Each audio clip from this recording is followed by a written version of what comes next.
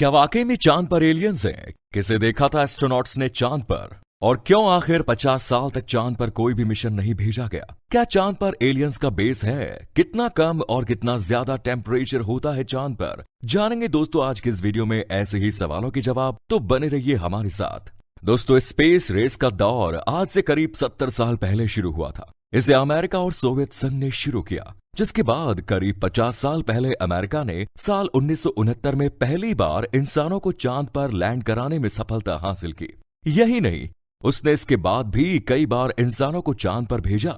हालांकि चांद पर पहुंचने की शुरुआत रूस ने 1959 में ही कर दी थी, जिसके बाद उसने कई प्रयास किए और साल 1966 में ही लूना 9 मिशन की चांद पर सॉफ्ट लैंडिंग करा दी गई। लेकिन रूस चांद पर इंसानों को नहीं उतार पाया। इसके बाद बारी आती है दोस्तों चीन की, जिसने अभी तक चांद पर किसी इंसान को तो नहीं उतारा, लेकिन हाँ, साल 2013 में उसने चांद पर अपना रोवर जरूर उतारा था, जिसके बाद वो चांद पर पहुंचने वाला तीसरा देश बन गया। और अब बारी आती है भारत की। अगर चंद्रयान 3 की चांद पर सॉफ्ट लैंडिंग हो जाती है तो दोस्तों भारत चांद पर पहुंचने वाला चौथा देश बन जाएगा। लेकिन इन सब के बीच दोस्तों चांद पर इंसान के पहुंचने को लेकर बहुत से सवाल उठते रहे हैं, जिनका जिक्र अभी तक हमने किया है। लेकिन उनमें से कुछ सवाल बहुत ही अहम है कि आखिर इतने समय तक इंसान वहां क्यों नहीं गया? क्या वाकई में चांद पर एलियंस हैं और वो वहां बस्तियां बनाकर पहले से रह रहे हैं? तो चलिए जानते हैं इन सवालों के जवाब। कहा जाता है दोस्तों, नील आर्मस्ट्रॉन्ग के चांद पर पहुंचने के समय से लेकर उनके बाद जितने भी एस्ट्रोनॉट्स चांद पर पहुंचे, उनका आमना सामना एलियंस से हो चुका है। लेकिन इस बात को छुपाया जाता रहा है। इस बारे में भी दोस्तों हम बात करेंगे, क्योंकि शायद कुछ लोगों को इस बारे में मालूम भी हो। लेकिन उससे पहले बात करते हैं दोस्तों चीन के स्पेसक्राफ्ट की। हालांकि चीन ने अभी तक चांद पर इंसानों को तो नहीं उतारा है, लेकिन चीन चांद पर अपना रोवर Yutu-2 उतार चुका है। चांद पर पहुंचने के बाद चीन के रोवर ने वहां से डेटा कलेक्ट करना शुरू कर दिया। इसी डेटा कलेक्शन के दौरान कहा जाता है कि साल 2020 में चांद के रोवर को चांद पर कुछ दूरी पर कोई रहस्यमयी चीज दिखाई दी। ये वस्तु जो भी थी उसकी शेप स्क्वायर जैसी थी और ये रोवर से करीब 80 किलोमीटर की दूरी पर थी। इस रहस्यमयी चीज को दोस्तों चीन ने रहस्यमयी झोपड़ी कहा। कुछ मीडिया रिपोर्ट्स के मुताबिक इस चीज को 2020 में नवंबर में देखा गया था। हालांकि दोस्तों चीन के रोवर Yutu-2 द्वारा ली गई तस्वीर में ये चीज साफ ज्यादा नजर नहीं आती, लेकिन इससे पहले भी दूसरे देशों द्वारा भेजे गए मून मिशंस द्वारा कलेक्ट किए गए डेटा में कई ऐसे सबूत बताए जाते हैं जो चांद पर किसी न किसी बाहरी जीव की मौजूदगी की तरफ इशारा करते हैं। जैसे एक ब्रिटिश स्पेस एक्सपर्ट और ऑथर साइमन लुइस के दावे के मुताबिक अपोलो मिशन के द्वारा एस्ट्रोनॉट्स ने कई ऐसी तस्वीरें ली जिनमें एलियंस के मौजूद होने के सबूत थे। जैसे साल 1972 में अपोलो 16 मिशन जब चांद पर भेजा गया, तब उस मिशन के दौरान एक तस्वीर ली गई थी जिसमें चांद पर एक लंबी सी शेप नजर आई। ये शेप देखने में किसी सिगार की तरह दिख रही थी। कहा जाता है कि ये सिगार जैसी शेप या चीज चांद पर मौजूद बहुत से गड्ढों में से एक गड्ढे में दिखाई दी थी। यही नहीं दोस्तों, नासा के बारे में कुछ लोग जो दावा करते हैं कि नासा चांद पर जाने से डरता है, वो इसलिए करते हैं क्योंकि कुछ लोगों का दावा है कि नासा के तकरीबन हर मिशन के दौरान उन्हें वहां पर रहस्यमयी चीजें नजर आती रही थी। जैसे नासा के अपोलो 15 मिशन के दौरान कहा जाता है कि चांद पर UFO देखे गए थे। यही नहीं, ये भी कहा जाता है कि जब अपोलो 11 चांद पर भेजा गया था, तब उसके लैंडर का सामना एक चमकदार UFO से हुआ। इसी तरह दावा किया जाता है कि जब नील आर्मस्ट्रॉन्ग चांद पर उतरे, तब उन्होंने भी चांद पर एलियंस को देखा। यही वजह थी कि कुछ लोग मानते हैं कि जब अपोलो 11 के दौरान लाइव टेलीकास्ट किया जा रहा था, तब उसे इसी वजह से रोक दिया गया, क्योंकि आर्मस्ट्रॉन्ग और उनके साथी बज एल्ड्रिन कुछ बताने वाले थे, लेकिन नासा नहीं चाहता था कि इस बारे में किसी और को कुछ भी पता चले, इसीलिए उस समय टेलीकास्ट को रोक दिया गया।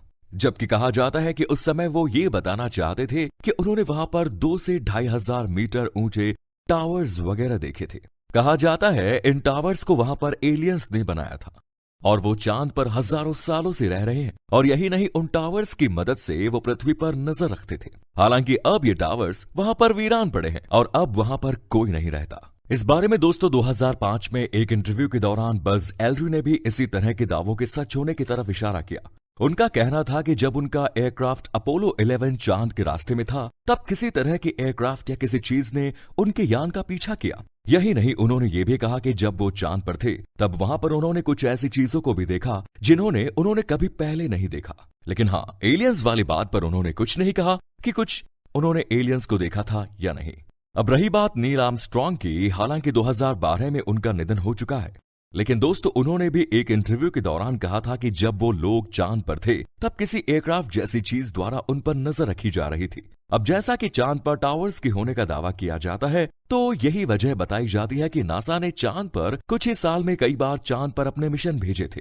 नासा इन्हीं टावर्स के बारे में इंफॉर्मेशन हासिल करना चाहता था। अब क्योंकि उस दौर में रूस भी चांद पर पहुंचने की कोशिश कर रहा था, हालांकि उसने चांद पर अपना रोवर भेज दिया था, लेकिन रूस इंसान को भेजने में कामयाब नहीं हो पाया। इसीलिए नासा रूस के चांद पर पहुंचने से पहले ही उन टावर्स के बारे में ज्यादा से ज्यादा इंफॉर्मेशन कलेक्ट कर लेना चाहता था। इसीलिए उसने उस दौर में इतने महंगे प्रोजेक्ट पर खर्चे की परवाह किए बिना पानी की तरह पैसा बहाया और कई सारे प्रोजेक्ट्स लॉन्च किए। लेकिन कहा जाता है कि जिस समय नासा ने चांद के लिए 1972 में अपना प्रोजेक्ट लॉन्च किया और उसके एस्ट्रोनॉट्स चांद पर उतरे, तब उनका सामना एलियंस से हुआ। तब एलियंस की तरफ से उन्हें वार्निंग दी गई और चांद पर दोबारा न आने के लिए कहा गया।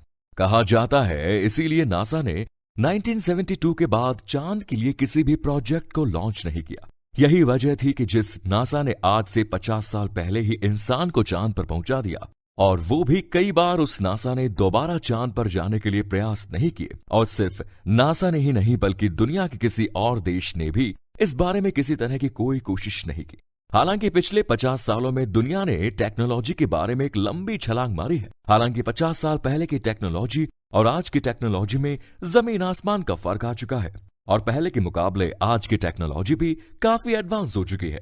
इसीलिए दोस्तों भारत चंद्रयान जैसे प्रोजेक्ट्स को एक हल्के रॉकेट की मदद से काफी कम ईंधन के जरिए भी चांद पर पहुंचाने में कामयाब हो चुका है, और अब चांद पर अपने लैंडर और रोवर को उतारने की कोशिश करने वाला है।